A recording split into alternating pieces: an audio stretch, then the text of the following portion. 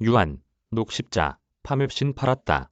이유는 바이오 업체 파맵신의 대표적인 투자자인 유한양행과 녹십자가 지난해 지분을 처분했다.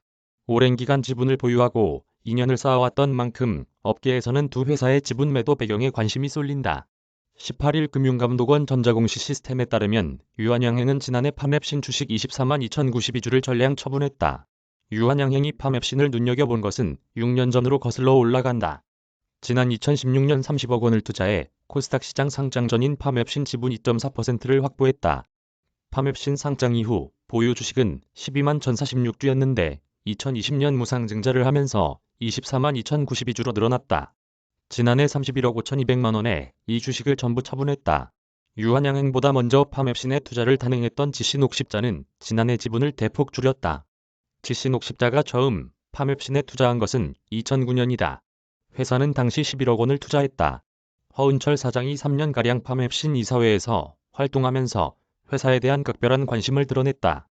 지난해 초 GC녹십자는 파맵신 주식 56만 2,488주를 보유했다. 전체 지분 중에서는 4%에 해당한다. 한 해 동안 이 중 35만 9,683주를 처분했다. 남은 지분은 20만 2,805주로 지분은 0.8%까지 줄었다. 이 같은 주식 처분은 신규 투자를 위한 자금 확보 수단인 것으로 보인다. 유한양행은 2007년부터 지분 투자로 경영에 참여해온 휴마시스에 대해서도 지난해 손을 뗐다.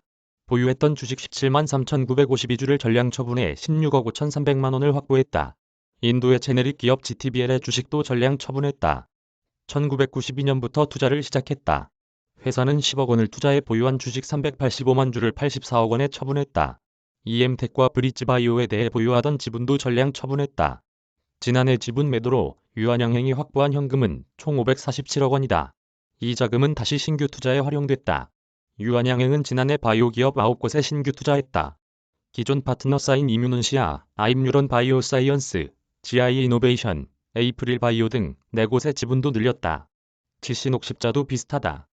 파맵신 외에 보유하고 있던 유바이오로직스 18만 4천주 중에서 16만 4천주를 처분했다. 지분 투자로 마련한 자금은 신규 투자에 썼다.